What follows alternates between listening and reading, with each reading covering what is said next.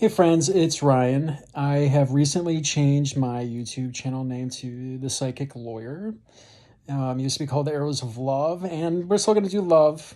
I'm actually going to talk about love today. We're going to talk about Valentine's Day and what we might expect. Valentine's Day is always, I think, it's always interesting where Valentine's Day actually lands in the calendar year because there's a lot of Aquarius energy during mid-February. On the western side and also on the tropical side. And Aquarius is known as the sign of friendship, group associations, your future, your hopes, wishes, and dreams. So Aquarius really does encompass a lot. But I always find it interesting that Valentine's Day actually lands in an area of the chart that is mostly known as friendship. And I think that actually says something about what love is supposed to be. First and foremost, you have to be friends, right? You have to get to know each other. It takes roughly 7 years to really know someone at a deep level, where you're not going to get any more surprises. You pretty much have seen it all. So the reason why I want to talk about this particular Valentine's Day is we have two conjunctions in the sky, which, in my opinion, are pretty gnarly. So this Valentine's Day is always known as being sweet. It's candies, it's romance, it's empathy and compassion, it's intimacy, it's all those things, right? It's very much connected to Venus. And Venus, on Valentine's Day, on the Vedic side, now I'm talking Vedic astrology for a minute here because I want to talk about the nakshatras. Venus is at the very last degrees of Aquarius, at about 29 degrees actually, and she's going to conjoin Neptune in the sign of Aquarius, in the nakshatra of Purva Bhadrapada. And Purva Bhadrapada is a complicated nakshatra. And the last degrees of Aquarius can be pretty gnarly, to be quite honest. Aquarius at its deepest level is really about service. So it's the service of love. It's the giving of love. And Venus-Neptune conjunctions can be extremely romantic. Extremely romantic. You can get lost in the fantasy. It's very connected to imagery and imagination and living the dream almost, right? But there's something fanciful about Neptune. Neptune is also about delusion. Neptune is about drugs and alcohol. And Purva Bhadrapada is actually known for the two-faced man. The deity that rules this particular nakshatra is Ajayakapada. It is a fire dragon that rises from underneath. It's the bubbling up, so to speak, of burning karma. So I don't necessarily like this conjunction, to be quite honest, in this particular area of the chart. It's about the past and the future. But at the end of the day, Neptune dissolves. So I think there could be some reality checks, honestly, over the next week leading up to Valentine's Day.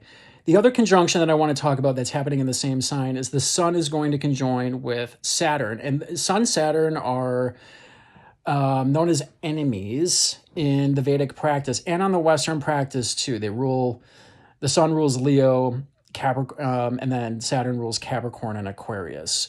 They're on opposite sides of each other. They're not friends. Sun is very much about vibrancy. Leaders can be a little selfish, very independent. It's got a godlike quality to it. And then Saturn also has this godlike quality to it. But Saturn's more about discipline, restriction, being an adult. Honestly, it's about being an adult. So there is a reality check happening in the sign of Aquarius right on Valentine's Day. On top of that, Bud, Mercury, just went through this conjunction with Pluto, and that can be pretty gnarly. That's truth-telling. That's secrets coming out. And on the Vedic side, it's in the sign of Capricorn, which, again, is highly connected to karma. So if you're coupled up, let's say, and things are going really well, perhaps it's just a sobering night that still has some romance to it, because Venus, Neptune is still very romantic. Neptune is the higher octave of Venus. But again, in this particular nakshatra, the last degree of Aquarius, Purva Bhadrapada is a tough nakshatra. It has a lot to do with family karmas. It has a lot to do with unfulfilled vows. And that's the previous nakshatra, Shatabishak.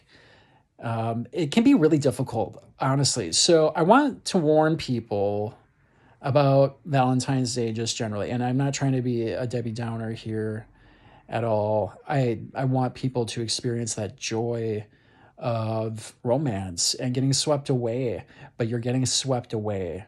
And I want people to understand that there could be some illusions with this. There could be some two-facedness with this. And that Saturn Sun conjunction is a reality check. It's a slap in the face. So I want everyone to be aware of it, because on the Vedic side, Aquarius is ruled by Rahu, and Rahu loves the illusions. Rahu loves drugs, alcohol, can be a politician at times too. Just saying. So it's the illusion. So just be aware that some of us could be captured by a spell. Keep it real. Keep it real. Understand that it's great to live in the fantasy, but there is a reality check here that we have to check. So that's for everyone. You're going to have to take a look at what house this falls in for you in particular. It's the natural 11th house. And the zodiac, it's the sign of Friends. So for those of you that are single, do your due diligence. Do your due diligence on whoever you're dating. If you've been dating for a while, perhaps it's time to have a serious conversation.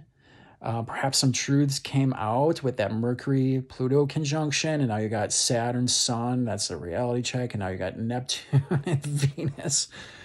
And again, that's very much getting lost in the fantasy and having some illusion that's perhaps not real. So be careful of the two-faced liars out there, people. It'll be an interesting one. If you're having your suspicions, chances are your hunches are right. The nodes of the moon, Rahu and Ketu, are in Bharani, which is very much a nakshatra about death and rebirth. Sex, revenge, can be pretty nasty on the darker side. On the lighter side, it's childbirth. It's the rebirth process. Rahu is going through Swati. Swati in Libra is also ruled by Rahu right now. So again, there's something with some illusions here. So just be on your guard. I want people to be aware of that.